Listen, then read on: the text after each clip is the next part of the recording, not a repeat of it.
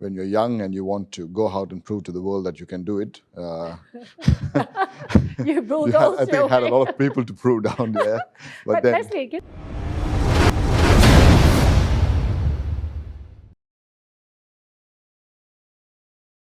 Welcome to Hospitality Asia channel on HAPA TV. I'm Jennifer Ong, and today we're here with Mr. Leslie Gomez, Managing Director and founder of the Olive Tree Group. And today, Leslie is going to share with us his story of his 20 years journey and how he went up and down and where he's going to take Olive Tree Group to from now on. Hi, Leslie. Hi, Jen. Welcome, welcome. Thank you. I remember the last time when I did a story on you, on the cover story, I was on print and doing interviews with you and taking photos. Exactly. And today we're here in the studio. So, how has it been? Well, I think the last 1 year after the MCO, actually, I think the doors have opened back again. I think we've gone back to what it was in 2018 or 2019. I think we're getting back to where we are.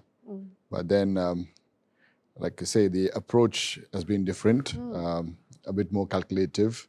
I think we've seen the worst days, and we don't want to go back to that. As would say earlier, maybe it was like you do whatever it is and you don't know what it was. Yeah. But now with all what's happening around us, and to hold a lot of people who are working with us actually, and to be more secure, I think it's been a more calculative kind of approach. But still, the ball has to keep on rolling, and no looking back. Yeah. Yeah. And, I must say congratulations, Leslie, for being nominated as one of our best entrepreneurs for the HAPA Awards Malaysia Series 2022-2023, because it's so much story, so much thing we can learn from Leslie. 20 years has it been? When did Olive Tree start? 2003, June, if I'm not wrong with the date, it's 24th of June actually. And your first outlet? Very first outlet, the Pride of India. That's my first company also, I would say. Yeah, in Sri Athamas. This is Sri Athamas. Was not I wouldn't say it was an easy journey, but then when you're young and you want to go out and prove to the world that you can do it. You bulldoze I think had a lot of people to prove down there. But then, Leslie, can I just ask you, so go back 20 years, right? So June 2003, go back now and stand at that position. Did you ever imagine that you would be here today doing all this, so many brands, so many restaurants? Did you actually see that vision 20 years ago? I wouldn't say it was a vision in 2003. It was something that I wanted to get out and do something on my own, actually, But then down the road, as you grow, you make a lot of mistakes. No one is perfect in that. You learn from small things to where you can improve. And then I think it was 2013 when I opened up Olive at JB in Puteri Harbour, and I think that's when the ball started to roll. Actually, prior to that, it was basically 2003 was Pride of India. 2006 it was Ghazal, which is Sutra now. 2007 was Olive Tree. That's when the brand. The brand was, and we started to change a little bit. And I opened up Temptations in 2011, and then in those couple of years was all basically a lot of gaps in between. But I think in 2013, what I learned is if you want to be up there, you need to have your places in the right places, actually. Yeah. So I think it all started off from there, and I think slowly, surely, we started to get our presence felt. I think I think it all began with the Olive Tree, actually. So that was in 2007? Yeah. Right. So can I say then from 2003 to 2007, it was really about you opening out, feeling it here, let's see what happens. No, I think or was that, and then when it came to 2007, you kind of got it right, like, okay, let's build a brand, let's go. Not really. Is it more that way? No. I think 2003 to 2006 was something, a very hard period, actually, just to break even. Right? It was a restaurant, well doing, okay in terms in the where it was, but the footing was not there. I think when I opened up Ghazal in 2006, I remember saying this to my friend. I said, either now or never. Yeah. So let's see what happens when I open up that. I think what I did, one right move was tying up with Tourism Malaysia. Yeah, and that broke a lot of space for me to throw it up to them, because there was a lot of tourism happening at that time, actually. You know, a lot of and then when I opened up Olive Tree at Manarab Singh, the name itself, I think it opened up to a different market. Right. We had the Indians coming in, we had the Australians, we had the Middle Eastern. So I think that which clicked and which took us further where we are. You know, you had to have one restaurant to break bank, actually. Yeah. So is that how and why now your whole company is called the Olive Tree? Yeah. I think I hold to it.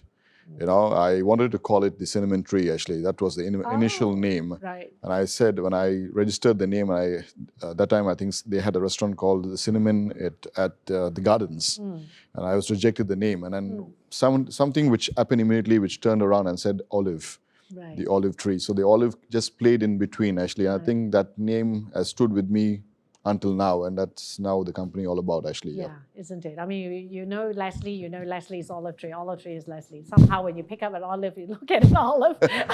You have a martini with olives. Oh, okay, I remember Leslie. Yeah, what was that? Yeah, yeah. But you know, you really, it's been an amazing journey. You know, I've spoken with you a couple of times. I've done interviews with you, and you have also won some of our awards. And to see you grow. The business, the expansion, you know, something must be right, isn't it, Leslie? You know, you from 2007 you bounced up, and then of course, you know, in between there's lots of ups and downs. And tell us about the MCO time.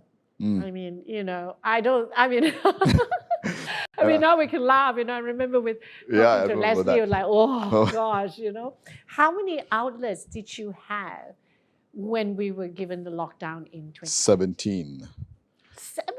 17 outlets. Yeah, we closed my main branch at Manarab Singh, the Olive Tree, actually, just because of tourism, actually. Yeah, and I think the rentals were killing us that moment, and you know, you don't get the response which you need, you know, from the landlords, especially. But I think most of them stood by us, and that's why we are here today, actually. You know, I think when you're good paymasters and when you treat them with respect, and you know, they're giving you something, a place for you to do your business, and end of the day, it's all about the money in there, actually, you know. And I think that's what we are. That's where we are today, actually.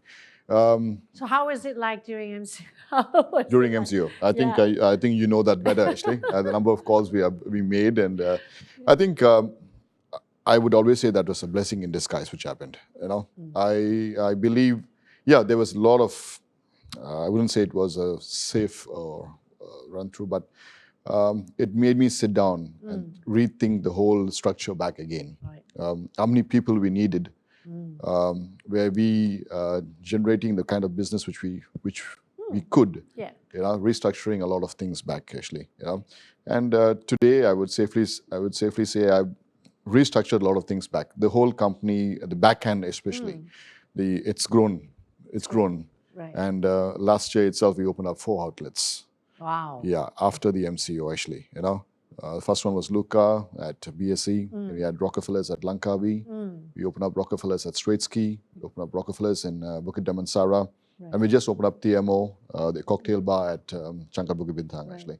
So yeah, as I said earlier, it was a revenge. It was something I wanted to hit hard, actually. You know, it was not going to the bank and asking for any kind of a loan, but everything came through the company by itself, actually. Right. And I always believed one child gives birth to another child, actually, and that's the whole growth of the company. Right. And God willing, that's the whole way of we looking at this, even this year, actually. You know, to push, we need a push. You know, I think as me sitting in front, I need to run.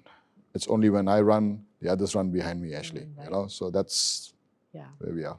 But, you know, really well done. I'm always amazed with Leslie's, you know, expansion and journey. And, you know, it's like, how the hell excuse my language, but, you know, how does he do it? But the thing is, I mean, so how many outlets do you have now? 21. 21 outlets. No, sorry, 22. 22. Sorry. How many more coming up? if I may ask? Three in this year. Yeah, we have Rockefellers at JB. Work has just started. That's scheduled for March 21st. Bali is in the pipeline, so that's in June. And then, You're going out of Malaysia a lot. yes, yeah, I think it's time to step out. I think, we've been here. I think there's still room to grow in here. I've not touched Ipoh, I've not touched Sabah. So that's surely to happen. Yeah, it's just at the right location. Yeah. But I think it's time to move on. Yeah. Right. So what keeps you going? I mean, those in the F&B business would know, right? It is not a pretty business. You know, your time, your energy. I mean, there's so much more that's involved. But what really keeps you going as an entrepreneur, as a business owner of F&B, as in the F&B line? You know, apart from, you know, you're a husband, you're a father, you do what you need to do. But really, what keeps you going? I think it's the love for what I do, actually. It's very simple as that. I love what I do. I can be a waiter sometimes, and I can be the boss sometimes, and I can be the cleaner sometimes. And I just love my job. And I think that's my very early morning kind of a prophecy. I get up and I sit down 20 minutes and I go through a few things which I missed out. And I look into small little detailing, actually. I'm a perfectionist by myself. Okay. So I try to push that boundary with many, actually, you know, and I'm not very calculated in what I do. I just go with my heart. If my heart says yes, it's a yes. If it's a no, it can be the best, beautiful, most place, I will say no, actually. Right. And it's a journey which I've just, I flow with that. I flow with that. It's nothing that I get up and say, no, I cannot do it. I say, before no, there's no word as no in my dictionary, you know. It's always you can. And only when you say that you can, you make mistakes, you fail. Yeah. We all fail in what we do sometimes. Only when we fail do we learn that, you know, through that little small mistakes, we try to correct it back again, actually. Yeah. So, and that's the way it's been. And I don't think I want to change myself for that, actually. Yeah. So from the MCO time, right? I mean, that's one of the, I think, the toughest time for any business owners, especially F&B. Yep. What would you tell the young entrepreneurs coming into F&B from your learnings in MCO and through, of course, your 20 years in journey? What does it take really, to be in this business? Hard work. Simple. But every business needs hard work, Leslie. No, I mean, my business, every business. In F&B, what does really take? Because you're talking about, there are F&B owners that has 1 outlet, 2 outlets, 10 outlets, 20 outlets, and there are F&B owners like you, where you're expanding out, not just in Malaysia and outside, and you're taking it bigger and bigger and bigger, right? And I mean, there is risk. There's always risk. But what really does it take for an entrepreneur to succeed like you, to really make it? What's your commitment when you put your 1 ringgit into it, actually? You spend 5 ringgit to earn 50. You don't spend 5 ringgit to earn 50 cents, actually. So you need to spend the right amount of money. And I think it's something called commitment.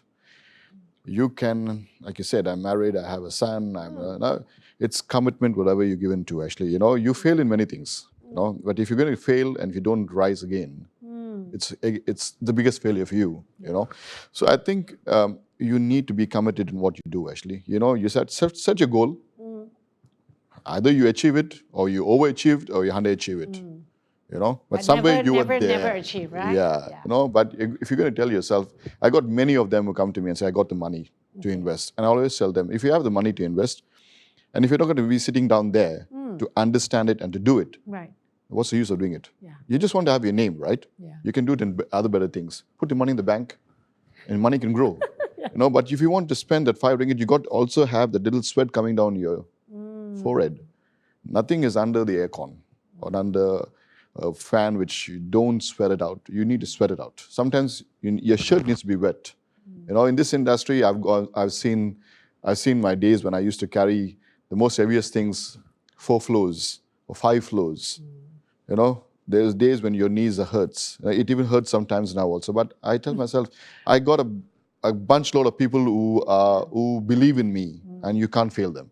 Yeah. You can't fail them. Yeah. So I think that's what's, and every person, as you said, some are committed to just 1. Yes. Okay, my 1 and only, that's about it. That's about some are 2, 3, 4, 5. Some want them to be 100. You got people who have hundreds. Yeah. How do they do that? Yeah. It's as simple as Right. that. Because you need to grow. You need to keep pushing boundaries. Yeah. If you're going to be in your comfort zone, you're not going to be anywhere.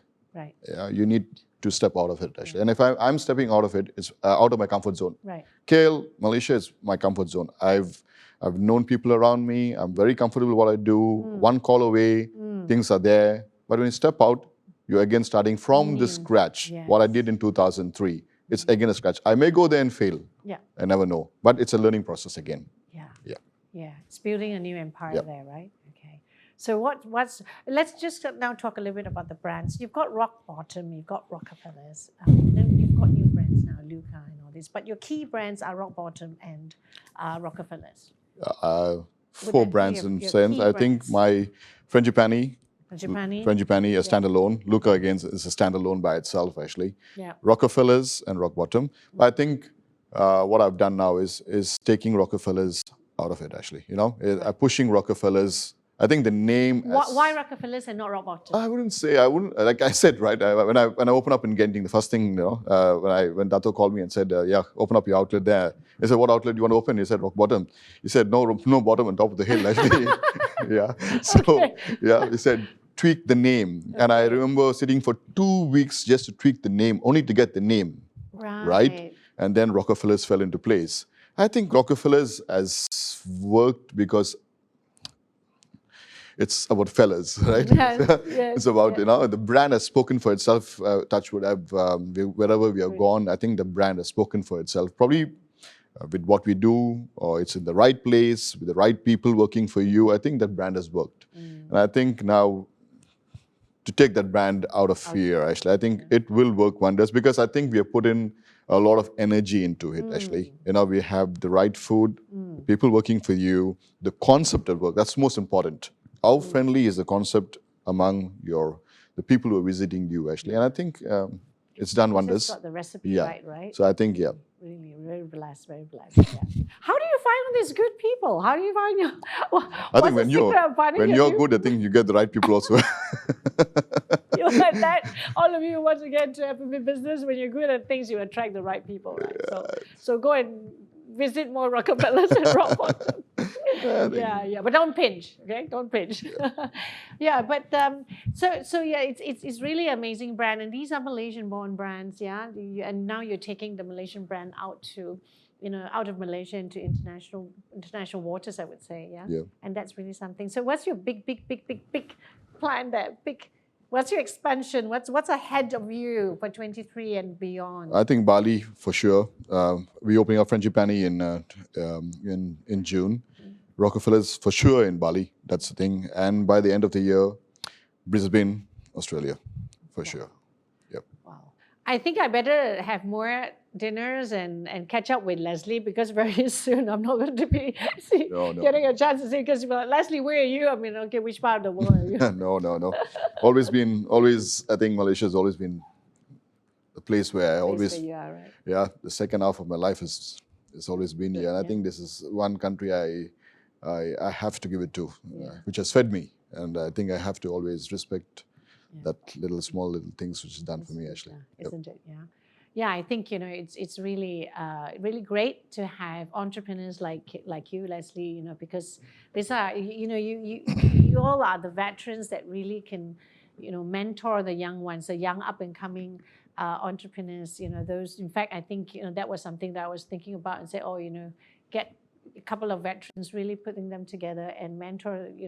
Starting a F&B mentorship hub where new entrepreneurs can come in and then, like Shark Tank, where you can invest and say, okay, tell me your concept.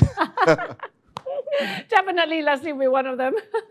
Yeah, but good. Really, I think, I find that the F&B industry has really bounced back, like you said, with the revenge. We're spending with vengeance. But last thing is, Leslie, what has changed in terms of customer behavior? Do you see? I mean, you've been here you've been in the F&B business for 20 years, and I'm sure you see a difference in terms of customer behavior. But particularly so after pandemic, is there anything that has changed significantly? In terms of your guest profile, customer expectations, customer behavior, dining experience. What has really changed? I think exactly what the amount they tend to spend, and what kind of a concept you create and what they expect. I think in the 2 years, I think everything was about social media. I think people had so much of time to sit down, to evaluate, to see what other countries are doing. I was in Bali in 2018. I went to Bali in 2022, and I saw that shift in market direction. The places you're not seen there has come there. They have taken the F&B credentials to a different level altogether. I think the same thing has happened here also. When I open up Luca, you can see what kind of a market you target, right? You have that people who come can spend 150 ringgit per cover. You got people who can spend even 1,000 ringgit per cover actually. So it's people spend that money exactly to what they want, and you need to raise your bar. Service, as the whole service industry has changed a lot of bit. I think early 90s or 2000, or even that, we always had places where you go and dine, and then you may go for drinks, and you had a place where you can go and club. But today is not that. You can do that all under one roof. Yeah. Right. The shift of time, early hours, then the little late hours, and the later part of the evening. So I think the mindset of people has changed. And we used to do it, but now you don't tell me to go to a club and do that 2, 3 o'clock in the morning. You want to sit in your own place and you can do that actually, where you can change the whole concept. And people have, the whole thing of fine dining has changed. Casual dining has come in. People accept how you represent the whole place. So I think whatever it is, service needs to come exactly to how the concept is all about actually. You train your people exactly to. We need to step up also. I always tell this here. We are still behind. Yes.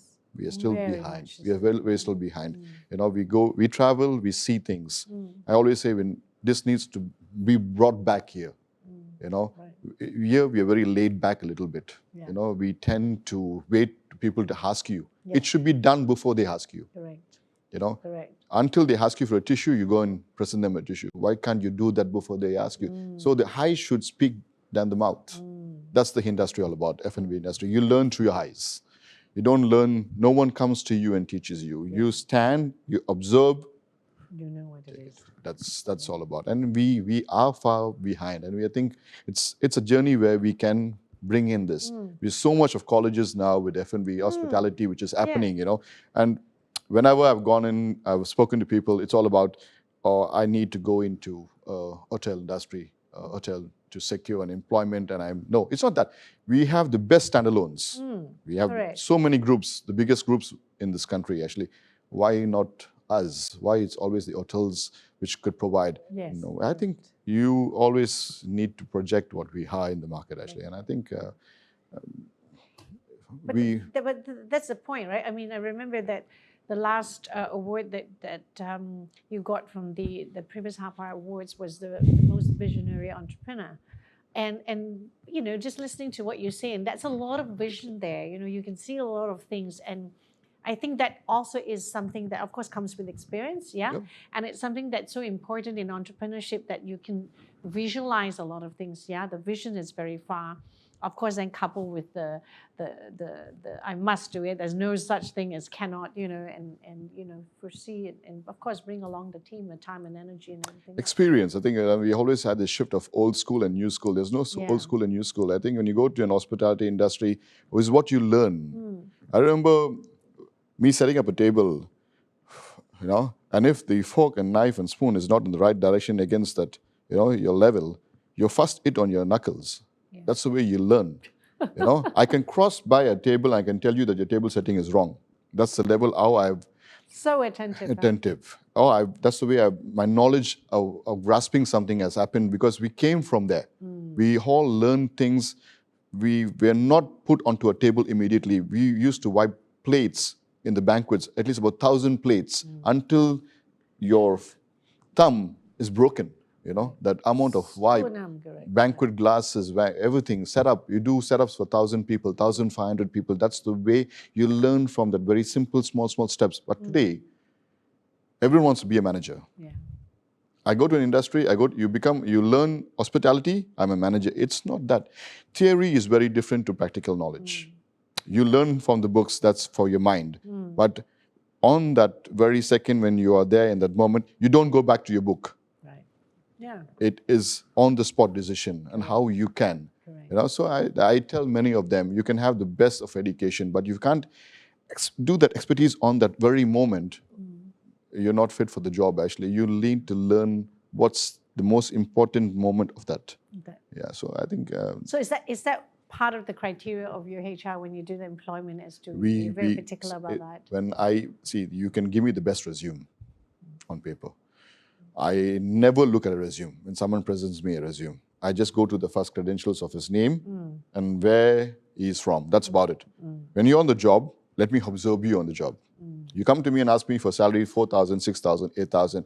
Fine, I give it to you. Right. But can you fulfill what I'm looking at? Correct. Yeah, that's most important. Right. So resumes is Out. out. You can. It's not my cup of tea to look into that, actually. But that's a job. You in F&B, if you don't love what you do, it's out. Don't get into it, because right? you cannot. You can, because that it's a very... No, you deal with people, right? Yes. You can have the best person who can joke with you, and you can have the next person sitting down to you, can give you the most abrupt answer. Yes. So so it's a different ball game altogether. You need to love the job. You need to love the job. Otherwise, it's far extent to what you're doing, actually. Yeah, that's right.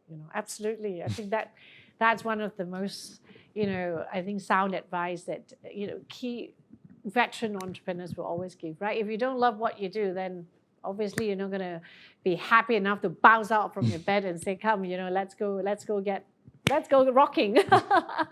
Yeah, thank you very much, Leslie. Thank you so much for your time. Always lovely to have a chat with you and seeing your growth, and can't wait to see more and see how far you're going to go. And yeah, definitely will be following you. Thank you. And I'll see you on the red carpet for sure. Yeah. Thank you so much for watching. That was Leslie Gomez, Managing Director and Founder of the Olive Tree Group. We're here on HAPA TV. We're available on Facebook, LinkedIn, and Instagram. See you again at our future episodes. Take care.